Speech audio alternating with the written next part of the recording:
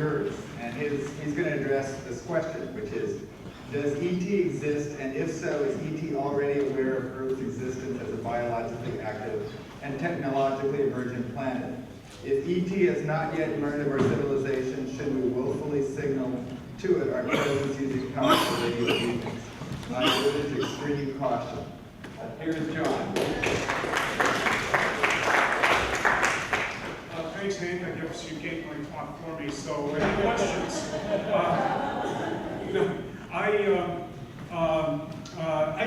I was asked actually first by David Brin to give a talk today, and Hank extended the invitation about a topic that I became aware of or became immersed in relatively recently when in my capacity, I'm currently the immediate past chairman of the board of the SETI Institute in Mountain View, California, and an email crossed my desk, ostensibly from some of our SETI scientists, a handful of them, which basically said, gee, golly, you don't mind if we just start sending some transmissions to the nearest stars, do you?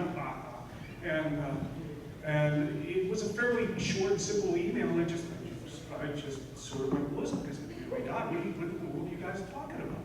And organized my fellow board members, stomped on a ton of bricks, and thank you very much. There's an applause line. That day I saved the Earth. And relegated the problem I'm about to state to you to what Michael Azimunoff, excuse me for watching that, earlier stated was just the 1% other probability of Earth-like destruction. But regrettably, the day I saved the Earth was only for that day. And so we're going to have to talk about a more permanent fix. Everyone here is aware of the problem of what we call near-Earth objects or asteroids that are on a collision course with Earth. They hit from time to time. A couple of years ago, we had one explode very close to a Russian city, knocked out all the windows in the city. Would have been a whole lot worse if it exploded right over a city. And of course, we know about bigger asteroids yet that can really do some heavy-duty damage. We can cope with those. We're learning how to cope with them. First of all, we're figuring out where they are, and who they are, and what their species are. And once we find one that really is on an Earth collision course, we may be able to develop technologies with enough forewarning to thwart it. But what about space aliens? Do they also perhaps not present a clear and present danger? And if so, is there anything we can do about it? Or is this just the stuff of what are basically modern-day fairy tales or science fiction, what we call science fiction? Let's face it, after all, there isn't a single scintilla of evidence that ET has ever been here on Earth. There's no UFO abductions and stuff. They're frankly the subject of psychiatry and not the subject of serious SETI concern. So why? And certainly there's no evidence that ET has ever done us any harm. But, they've never even visited, much less done us any harm. So the question is, why after 4 billion plus years of getting along very nicely with our extraterrestrial neighbors, might we have any fear today? What's unique and different about today? Well, there is something unique and different today. For the very first time, ET can become aware that we are a technologically evolving and advancing species. So just as surely as we are potentially the agents of our own doom with all the things you're hearing about today, from gray goo to climate change to nuclear bombs to biological and AI and so forth, we might be the agents of our own doom with the otherwise extremely innocuous radiations that we're giving off from Earth in the form of television transmissions, radio transmissions, turn it into just your local TV station. Those beams go out from the television antenna and radio antenna and just sail right off into space. And so there's good news and there's bad news. Okay, first the good news. Earth's electromagnetic leakage is not very great and getting quieter all the time. As our technology becomes more advanced, counterintuitively, we as a planet become quieter as we go from terrestrial signals to cable, internet, satellite, and so forth. The second piece of good news is that ET's receivers may not be both omnidirectional, that is to say that they're looking at us at the same time they're looking at all the other stars in the sky, because there are a whole lot of stars up there, as you all know. So they may not be both at the same time omnidirectional and powerful. So, for example, the proverbial "I Love Lucy" that SETI scientists always talk about, that ET's watching "I Love Lucy," it's a wives' tale. Truth to tell, we with our biggest receiver with Arecibo in Puerto Rico would be unable to receive "I Love Lucy" at the distance of our nearest star. "I Love Lucy" is simply not that strong a signal to be able to be picked up except by a hugely powerful receiver that we can imagine technologically. We can absolutely imagine it. For example, a gravity scope at the distance of 550 AU, or 550 times the distance between the sun and the Earth, the electromagnetic waves would focus to such a strong point by the bending, according to Einstein's theory of general relativity, the light would bend around the star and focus to a very fine point out there, so that anybody who had a telescope at exactly 550 AU looking at "I Love Lucy" could pick it up. However, that beam would be tiny, just a pinprick. Okay, so that pinprick would have to be exactly on the other side of that other star, and the chances of that are absolutely close to zero. And consequently, it would take many millennia, aeons, for that telescope to rotate around to the point where Earth was actually in its beam. So we don't worry about that too much. But there are two very disturbing counter trends. One is radar that is a very powerful radar that's explicitly aimed at asteroids, particularly to find the near-Earth objects and to identify them. Truth to tell, if Arecibo, used as a radar, was aiming at an asteroid, a star right behind that asteroid would be able to pick up the signal at a distance of hundreds of thousands of light years away. We would have signaled our presence to ET. However, that's easy enough to ameliorate. First of all, it would be just bad luck if a nearby star just happened to be behind that asteroid. And second, we can adopt a policy of best practices, which includes going silent whenever there is a star on the other side of an asteroid. Just don't turn on your radar at that point. But the second piece of that news is far, far worse.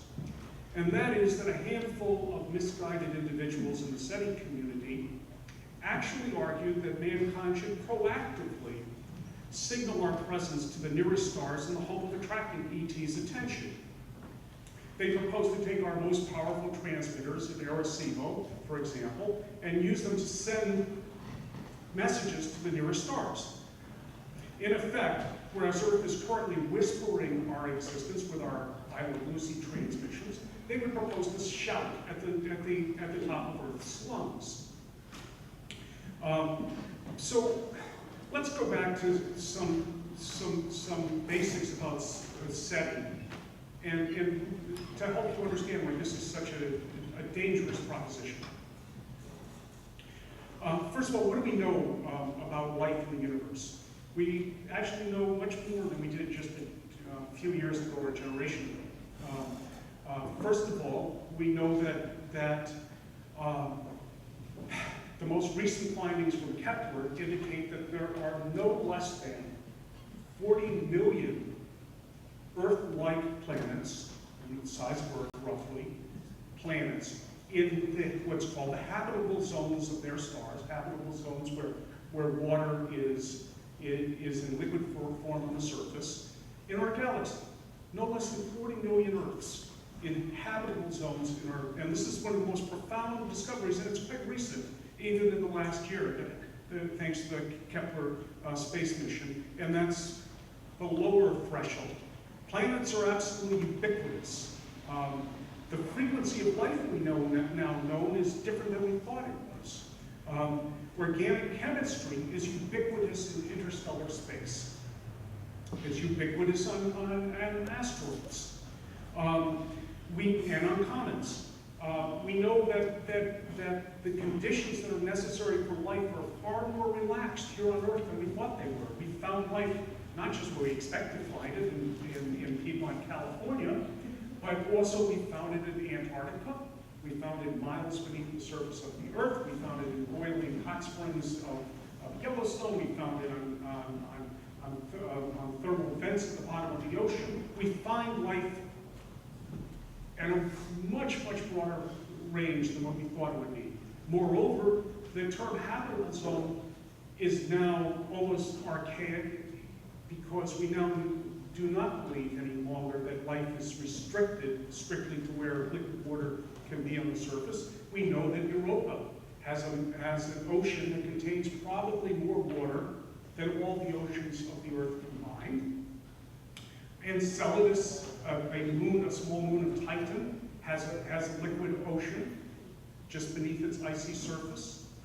We know that Titan, the moon of Titan, has liquid lakes on the surface. Well, they're not lakes of water, they're lakes of ethane and methane. But these lakes could harbor life as, not as we know it, but life as we can't even quite yet imagine it. But not life nonetheless. It won't be long, I should say that the James Webb Telescope, which is going to be launched very soon, will be able to see life-bearing signatures in the atmospheres of these exoplanets pretty soon, in the next few years. We should be getting that data back. Eventually we're going to dig into Mars and maybe find a microbe there, or drill into Europa, or Enceladus, or land in the lakes of Titan and maybe find some life. The finding of a single sui generis microbe in our solar system, just one, will indicate clearly if life started twice in the same solar system. And when I say sui generis, that it wasn't Martian life that came to Earth, but I'm not going to go there for the moment. Will be profound. It will just simply mean, it would have to mean, that life is ubiquitous in the universe. If it started twice in the same solar system, it must be everywhere. But what do we know about what, as David Brin said earlier today, about the right-hand side of the Drake equation? I'm not going to explain the Drake equation for those of you who know what it is, but it should be, by implication, become clear enough what I mean. What do we know about E.T.? What could we know about E.T.? Is it all science fiction? Is there anything that we know? In fact, there is. There are three statements that can be made on strictly probabilistic terms about E.T. So we know something. The first thing that we know statistically is that E.T., if operatively defined as having the ability to send or to receive radio signals, must be far in advance of Earth. Why? Because we're in our first 100 years of technology, or radio technology, or a little bit more than 100. What are the chances that out of the billions of possible years available, that they're also in their first 100 years? Statistically, it's below, it's too far below significance to even, give it a number. The second thing that we know about ET is that ET, if ET is extant, is eerily silent or not obvious. I mean, honestly, it's unclear to me why ET should not be as obvious to us as the full moon. It is quite a mystery. Because one can look at it mathematically and understand that it would take ET more than an eye blink of 50 million years, which is an eye blink in cosmic terms, to colonize the galaxy. So they just, ET starts on one planet, sends out colonies in 4 or 5 different directions. Each of them send out colonies in 4 or 5 different directions, and you're off and running. But yet we don't see that. There have been many, as David Brin said earlier today, there have been many speculations called Fermi's, based on Fermi's paradox, and many conceivable solutions to that. And I will say that those who propose to transmit what's called messaging to extraterrestrials, or sometimes called active SETI, but those, I'm going to call them proponents. Those proponents tend to coalesce around one of the subsets of a solution to Fermi's paradox called basically the zoo hypothesis. That we are the zoo, okay? And they're the zookeepers. That essentially we're nature preserved, and the galactic rule is hands off the newbies. Unless and until they actively signal their desire to become part of the galactic club. Well, to give many proponents their due, that is an entirely plausible scenario. Alternatively, the galaxy may be so quiet because ET's out there, and then ET knows something that we know, and that we don't know. Namely, that the universe is a damn dangerous place. And those that cry out are inviting destruction at the hands of, or the tentacles of, or what have you, of some pretty bad characters. A radical variant of this bad character theory would be called like the berserker theory, which means that N, the number of civilizations out there, equals 2. Us, and a sociopathic civilization that basically stomps on any new civilization. And in fact, the more radical version of that is that in AI form, and by the way, most SETI theorists, myself included, believe that the first extraterrestrials we'll actually encounter are AI, that they are essentially carbon-based forms that evolved into silicon-based. That will be silicon life and not carbon life. In any event, that they're out there already. They're already sitting on comets in the Oort cloud, and having received I Love Lucy, they are now busy about the work for which they were programmed, namely diverting comets into our pathway, and if that is the case, they're doing it now, and we're screwed, and there's not a damn thing we can do about it. But let me move on to cheerier things. The third thing that we absolutely know about ET is that ET, or at least that probabilistically understand about ET, is that ET is not utterly life-phobic. And that's again, to the credit or to the side of many proponents, and I concede the point that ET knows that we're biological. As I said, we're just a few years now from launching the James Webb Telescope, and the James Webb Telescope will be able to determine if nearby planets have atmospheres that are biologically indicative. Ours is. Any ET worth his tentacles will take one look at Earth's atmosphere and realize that we're a life-bearing planet. We have been in their catalog of life-bearing planets for 2.5 million years at least. Just oxygen, our mix of oxygen and methane and carbon dioxide cannot exist by any means that we know of other than biology.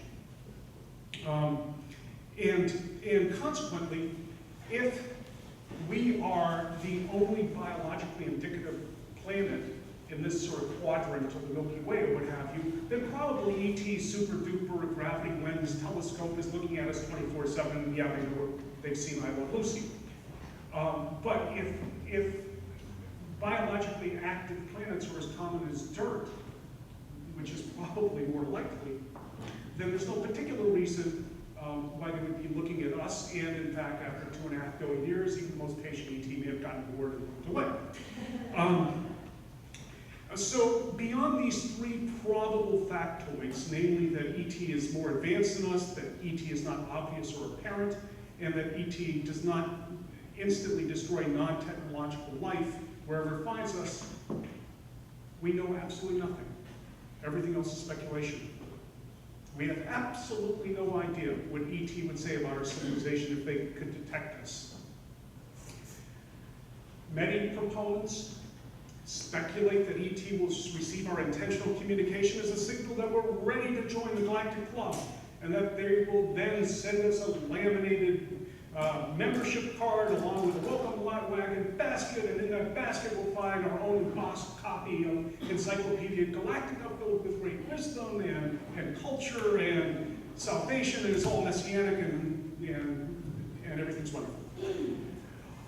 Alternatively, ET could get that transmission and say, oh my God, they know we're here, let's snuff them before they snuff us.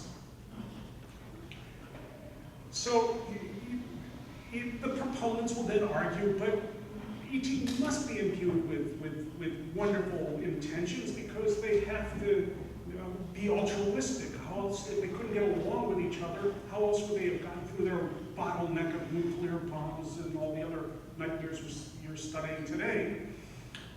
How would they gotten through that bottleneck? So they must be altruistic, and I'll grant the point. They probably are, to their own kind, their own species. I mean, we can imagine species here on Earth, like, let's say, dolphins, who are very gregarious and altruistic and so forth towards their own, and can be altruistic and very friendly to some other species, like us, humans. But to a sardine, they're vicious, heartless killers. And so are we going to be the sardines? We don't know. We don't know. So the many proponents will then go on and speculate, okay, so the ET, even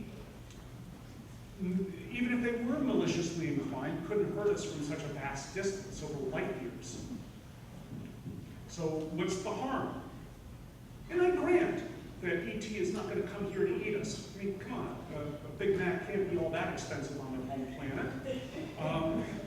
You know, materials, you know, like sci-fi movies, the recent ones, you know, they come here for our water. Hey, what's wrong with the comets out there? I mean, they don't even come here for water. Minerals, what's wrong with asteroids? And why can't you come to our solar system? They must have plenty of comets and asteroids in their own solar system. They simply don't need us for anything. There's nothing unique here on planet Earth except for life.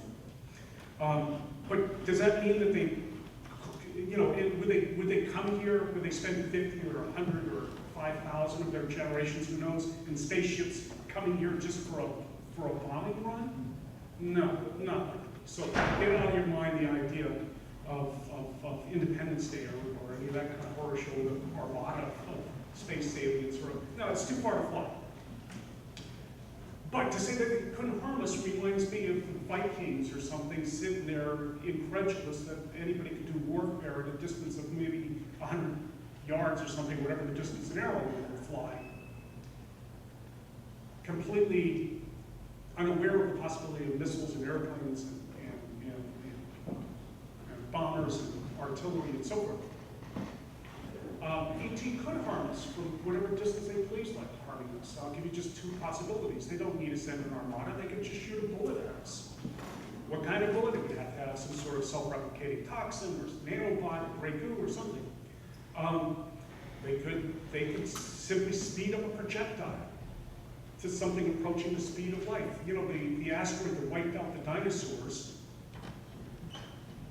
was traveling at about 6 miles a second. That's approximately 3/1000th of 1% of the speed of light. That's a lazy crawl.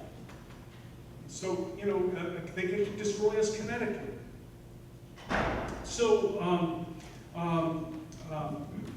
So the proponents will argue, I've heard them argue, well, why can't we do it? Everybody else is doing it. Well, that's simply not true. Everybody else is not doing it. They'll point to Voyager, which, famously Frank Drake, who was a friend of mine, and Carl Sagan designed, and I know he's a friend of mine from something I'm about to say in a second, designed a phonograph record on Voyager, and it's off.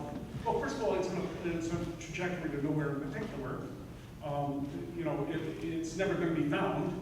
But second of all, even if it were found, I mean, just the fact of it. I mean, any ET looking at that spaceship is going to say, "Duh, that's not an asteroid." They're going to know that it was built by an intelligent species, quite apart and beyond the phonograph record that's on it. Okay. Third, I mean, they'll point to Frank Drake's message to M13, where Frank used Arecibo to broadcast to a globular cluster called M13. Well, the reason I say Frank's a friend of mine, and in fact, I'm the president of a new nonprofit devoted to SETI, and Frank's my vice president, is that I said, Frank, what do you, well, first of all, M13 is 29,000 light years away. His message will take 29,000 years to get there, 29,000 to get a reply message, and the message that was probably too weak to be received. But Frank is the first to tell me that he regrets having done it. It was a demonstration of principle. He explicitly didn't aim it at anything nearby. He just wanted to demonstrate the principle, and he admits he did that in a youthful phase, and he regrets he would never do that again, because it's for exactly the reason that other people are saying, hey, what a great idea.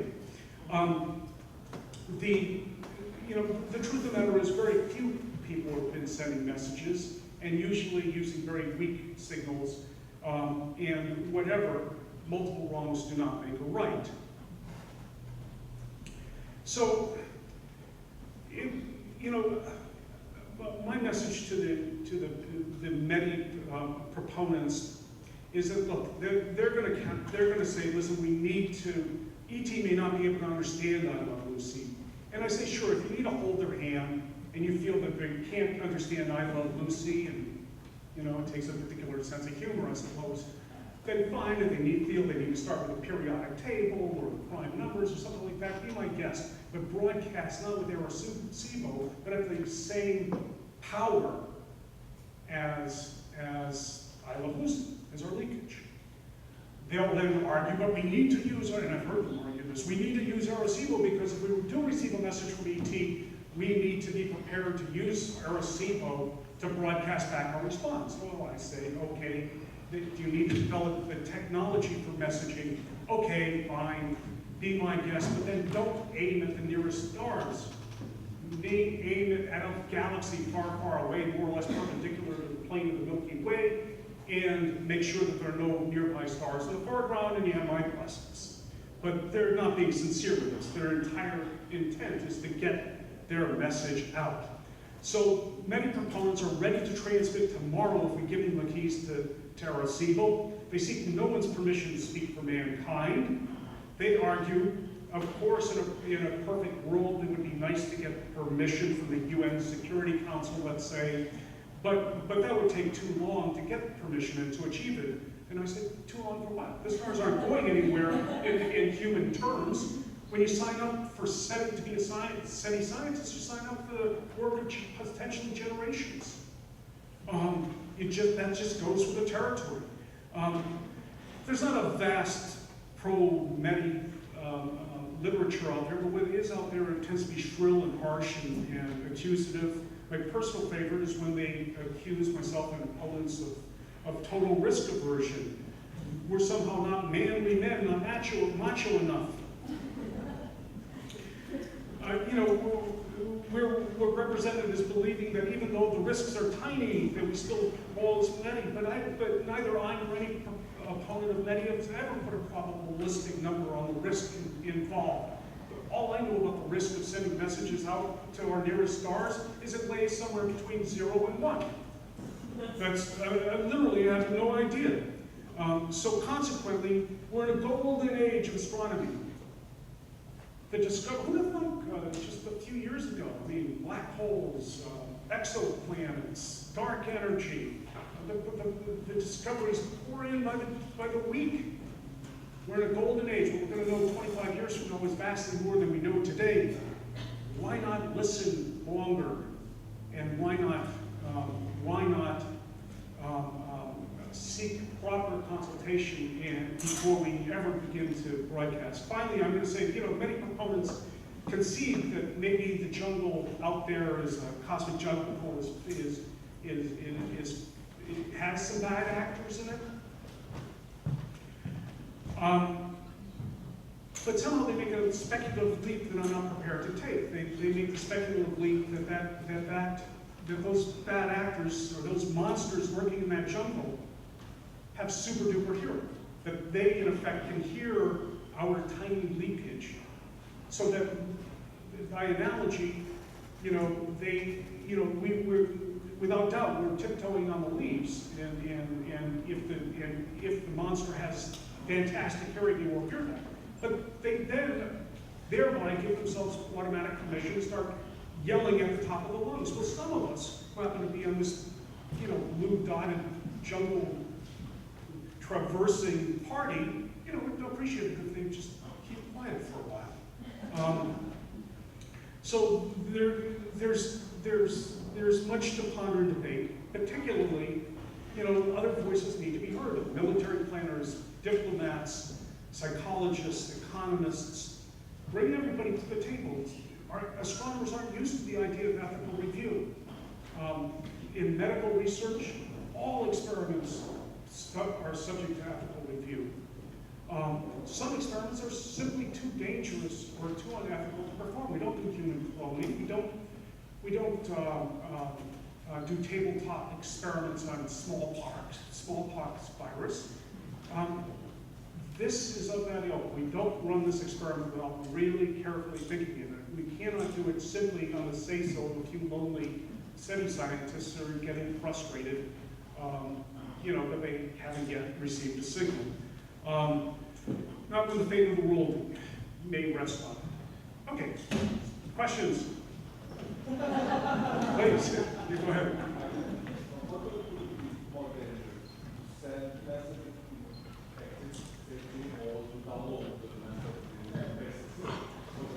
I'm sorry, I didn't hear the last one. Download in basic setting? What is more dangerous? To send message or to download message? Oh, okay. Clearly, we are downloading messages. We listen. At the SETI Institute, we built a huge telescope called the Allen Telescope Array, named after Paul Allen, who gave us. But what if you download AI? If you download a message which contains description of alien transmission? Well, all we're doing at this point is we're listening. We do two things. We listen in the radio and we listen in the optical. So we listen for radio signals, and we look for laser pulse beams in the optical. In order to download the message, we believe that we would download it to a segregated server and then analyze it from there. But I think your point is, should we quarantine the message? In my view, we should. If you find such message, you download it again by different laboratories. You can't keep secret if you find it. Again, I'm in agreement with you. Right now, we have what are called best practices. We have what's called the first protocol. I'm not going to go too deeply into this, but SETI scientists all ascribe to a particular ethic. That ethic says that the minute we receive a signal and confirm it, confirm that it's an actual signal, we announce it to the world. I'm opposed to that. I'm a radical in this regard. I'm an outlier in this particular. I believe that we should announce the fact of the transmission that we've received, but not the coordinates of it. Because immediately upon announcing the coordinates, everybody's going to broadcast back. The Scientologists will send their messages. Someone will send his version of reality, or he's gone. But everybody and their grandmother is going to have something they want to say. Or anybody who get a transmitter will start transmitting. And you raise a different problem altogether, which is I hadn't thought of, but I acknowledge, and that is, other other facilities will download it and then maybe put it on the internet, and who knows what viruses it contains. It's a legitimate concern, I agree with you. So you mentioned the sort of quieting of our radio emissions. What is that quieting? What implications does that have for the techniques that we're using to do that, to look for? Because if we're looking for radio waves, it seems like other planets have gotten quiet pretty quickly as well. Yeah, but we're not looking for the leakage. Okay, and well, no, I should say, we would look for we're looking for very strong leakage of theirs. For example, in what's called a Dyson sphere, where somebody, okay, you know what a Dyson sphere is? Okay, that would take in so much energy from its own star to run its civilization, and then emit out towards us infrared heat exhaust, if you will, and we would see their waste product, the heat. Okay, so we are looking for that, but okay. Two more questions. One, if we were sending a message out, wouldn't it be completely swamped by the emanations from our sun? Because it seems like it's generating an awful lot of energy of its own. Mm-hmm. And also, Okay, so the first part of your answer is no. Okay, wait. the first part is no. The reason is that the sun is extremely quiet in the radio. Oh, okay. Okay, and in the laser, if we were to send out messages in laser, also in nanosecond pulses, our laser would be brighter than the sun in the wavelength in which it is sending. So the sun is not an inhibiting factor. Okay. And the second part of the question? I guess of the different places that the message might go, what % of them are close enough that the message would have gotten there in the amount of time that we have been sending, right? I mean, Well, we haven't been sending, we've been leaking. So give me a date by which we've been so, leaking. you know, I guess I Love Lucy was like 1955, so Yeah. nothing more than 60 light years away. They've Correct. seen us, and a lot of the universe That's right. like 10,000 light years. Yeah, so how many stars are within 60 light years is the question. And by the way, I'm in the entertainment business. I'm not an amateur astronomer, but I believe so I'm going to give you my guess on this. 60 light years, you may be looking at a few hundred stars. Okay, Alan here. Yep, go ahead. Wondering if the whole SETI project at this moment is assumed is based on the sort of say flow hypothesis. But the idea is that any civilization should create an electromagnetic imprint. Actually, that's what you're looking for. But the question is, for instance, if we look at like 300 years backwards, we would be assuming that we don't know anything about electromagnetic waves. We don't know about the sounds. So we will assume that we should shout to stars and we should listen to stars. I mean, isn't there a risk that actually there's or a possibility that the universe is not silent, and it just doesn't speak with things that we use? Totally true. And I don't believe in the so-called great silence that David Brin characterized. You know, we haven't looked enough, to be honest. I mean, SETI itself is just knowing what we know and looking in the way that we're looking, we barely scratched the surface. Truthfully, I mean, I can go into a lot of it, but I don't want to take a lot of time citing metrics. But what's just the point? But we only know what we know. I mean, as you point out, 300 years ago, if we wanted to get ET's attention, we'd probably be sending smoke signals. You know, but maybe we're looking with radio and optical. Maybe they're sending with gravity waves or dark energy. You know, that's right. And then there is this Fermi paradox, and we assume that the universe is silent. We have to explain it, and then we think that it's hostile. So there is a logical consequence. We first assume that it communicates with sounds or with electromagnetic waves, and we don't hear anything, and we assume it's hostile, and then we behave in a way as if we were hostile. Probably we just don't listen. No, I'm not asking us to behave as though it's hostile. I'm asking us to behave as agnostics. We have no data. We don't know whether it's hostile or benign. It's that simple. I'm not in any way, shape, or form arguing that ET is hostile. ET may not, many people may be entirely correct. That we just don't know. I mean, the probability is anywhere between 0 and 1. There is only ourselves. The only technological life form we know of is us. We have, it's just hard to draw a line when all you got is a point.